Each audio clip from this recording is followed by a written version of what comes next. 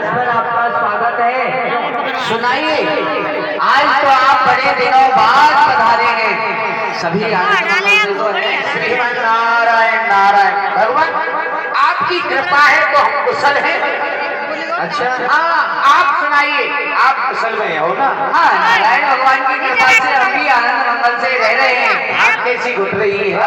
आनंद आ रहा है, किंतु देव ऋषि बोलिए। तुम बिना किसी कारण के किसी के समीप नहीं जाते, तो कहो आज किस कारण को लेकर के हमारे समीप आए हो? श्रीमन नारायण नारायण। भगवान जो आपका शिष्य है ना, वो कौन? हमारा शिष्य हाँ, देवराज। जब मैं मारकर आज दो देवी रहेंगे, जब फिर आज वीर होऊंगा, इसका क्या कारण है? क्या कहा देव ऋषि? हाँ, हमारा शिष्य देवेंद्र कह रहा था कि या तो आज कैलाश पर गुरुदेव रहेंगे या मैं ही रहूंगा। क्यों नहीं? देव ऋषि ऐसा नहीं हो सकता, आपने ठीक से सुना नहीं होगा। आज गुरु पूर्णिमा का पर्व है, तो वो है प्रतिवर्ष हमारे पूजन के लिए आता है, तो हो सकता है हमारे पूजन के लिए आ रहा हो। श्रीमन नारायण नारायण नारायण। ऐसा पूजन क्यों? जो सभी अपने उनसे कह रहा था सेना से कि तो गुरुदेव ने के प्लान नहीं होगा इसके रास्ता। देव ऋषि आज देख लूंगा गुरुदेव को।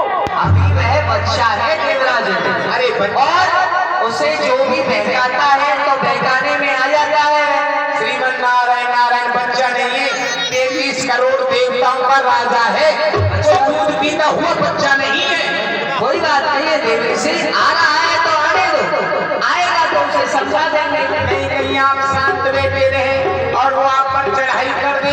नहीं नहीं नहीं, ऐसा नहीं होगा, आप चिंता ना करें, आप ही तो यही है, आ ही रहा होगा, उसे आपके सामने समझा देंगे। मैं तो जा रहा हूँ, आगे श्राप लगा हुआ है ना। अच्छा अच्छा अच्छा, तो कोई बात नहीं देव ऋषि, आप चिंता ना करें, आएगा, समझाएंगे उसे। नहीं, समझाने का काम नहीं है। अच्छा, एकदम कह देना उससे, हाँ, अच्छी तरह से। तो समझने वाला नहीं है? अरे समझेगा कहाँ से? अच्छा, हाँ, तो कोई बात नहीं, आप चिंता ना करें, समय आने पर क्रोध भी दिखाया जाएगा। श्रीमन नारायण आपको क्रोध मत दिखा दो। अच्छा, उसको पता पड़ जाए कि गुरुदेव कैसे होते हैं। नहीं नहीं देव ऋषि, देखो है तो हमारा शिष्य। अरे मैं कब कह रहा हूँ मेरा शिष्य है मैं तुम्हारा ही। तो कोई बात नहीं देव ऋषि, आप क्रोध ना करें, देवेंद्र को आने दें। हम मुझको नहीं सुना गया, मैंने तो अपने कानों में उंगली दे दी। क्यों नहीं, आप तो हमारे अपमान को सहने नहीं कर पा रहे। अच्छा तो करो लीला। अच्छा ठीक है, तो आप चलिए। नारद जी ने भगवान शिव से आकर के कुछ कहा और देवराज शिव शिव तुम हृदय से दर्शन विश्वनाथ के द्वार से जपले नमः शिवाय गंगाधरम रमणीय जटाकला गौरी निरंतर विभूषित वाम भाव नारायण प्रियमनम मदापहार वाराणसी पुरपति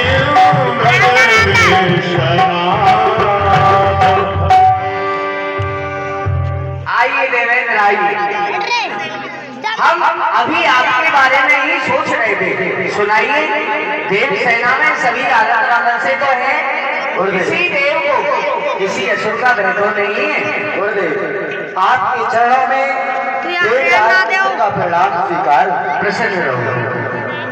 और गुरुदेव अब रही बात कि मैं अपने 33 करोड़ देवताओं के सहित आनंद में हूँ या अमंगल में हूँ, तो मैं इस बात से क्या लेना देना।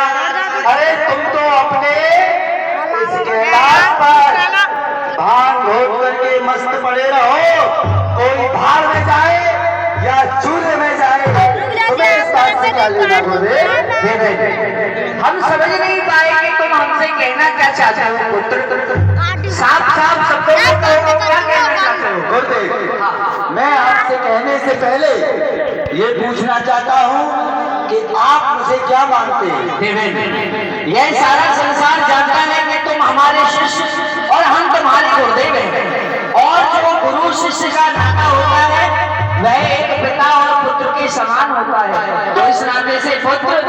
हमारे पुत्र हुए और हम तुम्हारे पिता हुए।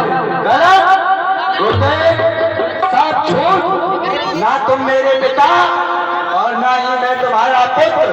ये झूठा नाता किसी और को दिखाना, अरे मैं तो ये कहता हूँ कि खत्म हुआ पिता पुत्र का नाता।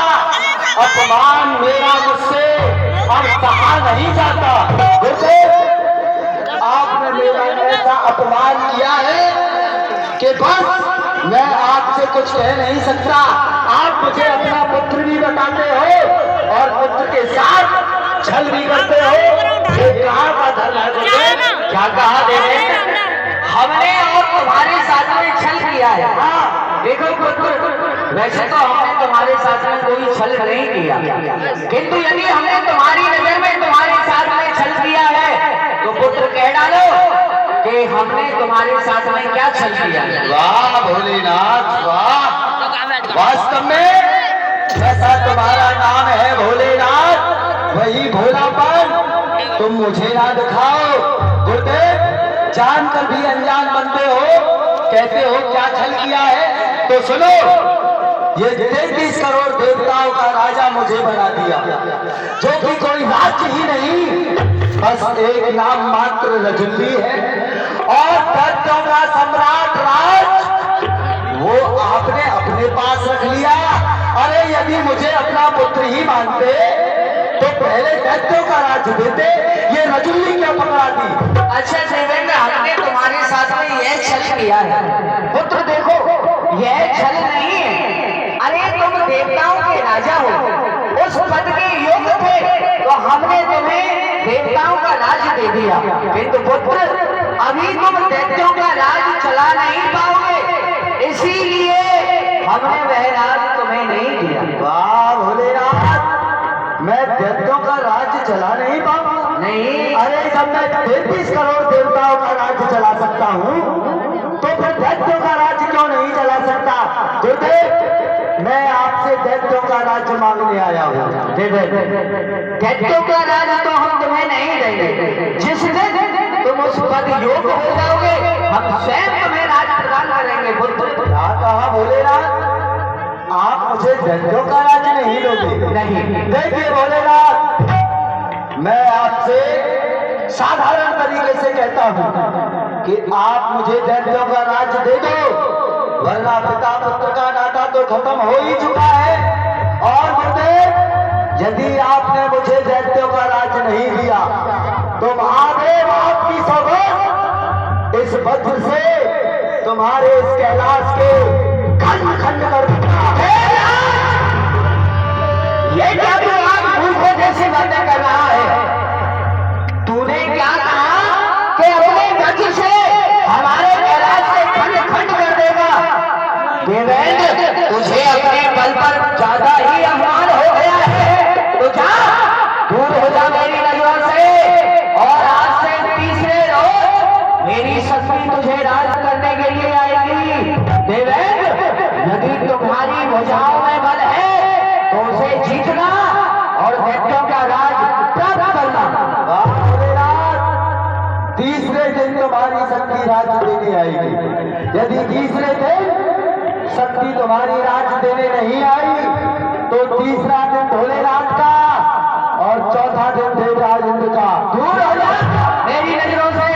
वीर भक्त, जो हमारे कमंडल में जल है, इसे जाकर के किसी तालाब में डाल दो। तो जाकर के किसी कुएं में डाल दो। तो जाकर के इसे समुद्र में डाल दो।